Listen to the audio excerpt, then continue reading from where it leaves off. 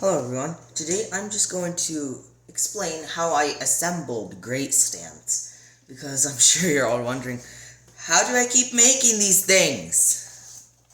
Well, it's actually pretty basic. First, just carefully open the back. As you can see, I put a hinge here. Now first, let's talk about the receiver.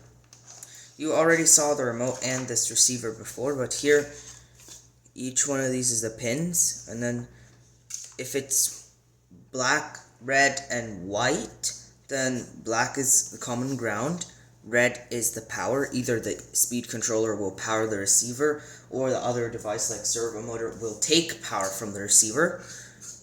And the white wire is the signal wire.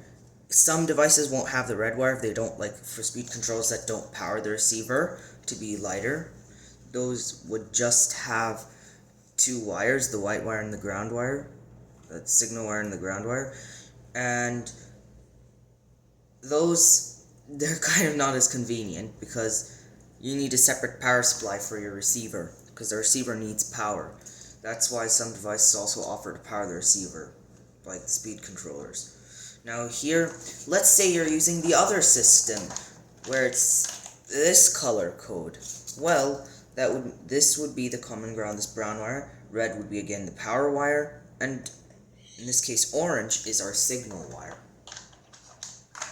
Okay, so that's pretty basic to understand. Now the remote won't always have all channels labeled, but like here it will never label these channels. Again, I do not endorse Radio Link. It's just this design is what I needed, and I also needed the one that self-centers on both sides, as you can see. This one does, so of course that worked. Now here, the channels on top, the auxiliary channels, they are labeled, so you can correspond them to your receiver. But because you should probably know these, this is channel 1, channel 2 is up and down, channel 3 is up and down on the other side, channel 4 is like this, left and right. Now, for my robot, I just need the up and down on either end, like just this action here and here. So that means I take channels 2 and 3 for the speed controllers. Speaking of which, these are the speed controls for the motor. Very basic thing. There's the motor wire here, I'm pretty sure. And this is the battery wire. Yeah, that's the battery wire. Here. This is the battery wire, and this is the motor wire. And there's another one on the other side. And if you look very closely inside, you'll see RC switch that is connected to channel 7. It turns the PWM signal, which is signal. Now you've already wondered what type of signal is it. It's called PWM signal, pulse width modulation. And the reason we use that is it's a standard thing. It's a fixed frequency, but it varies the duty cycle. Like it would have a long pulse or a short pulse. I will draw that out in one moment, please. Okay, now I also do not endorse CVS. I just had these sticky notes and I needed something to draw it. Here, this would be a short signal, like reduced duty cycle, and here's a longer duty cycle, because we have the on time is longer on here than on this one. And the RC switch would just convert that into on or off. And that's how it controls the light.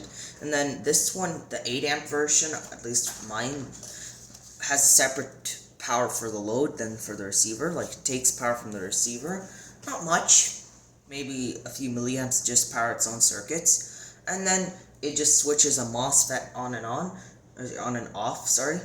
And that's what would control the load, which in this case is a 20-watt halogen lamp. And if you're wondering what's this big box, that's the battery here.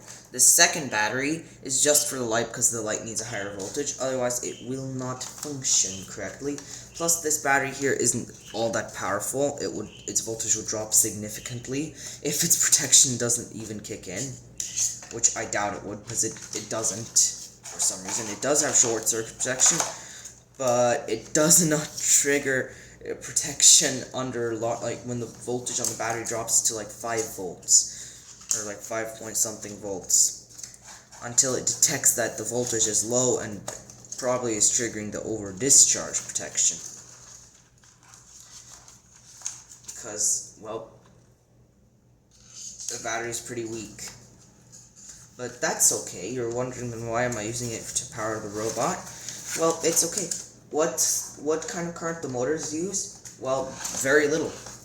The motors here on the front wheels use almost no power because they're a very low current consumption type. They're designed to use very low amounts of current to conserve the battery. It is so low that it makes this small Urchin X battery right here last like 3 hours or something, maybe more, when dropping just 0.1 volts, like from 3.9-ish to around 3.84 volts, like 3.94 volts, like 3.9 something to 4 volts to like 3.84 volts. It takes quite a few hours just to do that very small drop. And this is just 850 milliamp. And again, I do not endorse any brands on this video. It's just what I have on hand.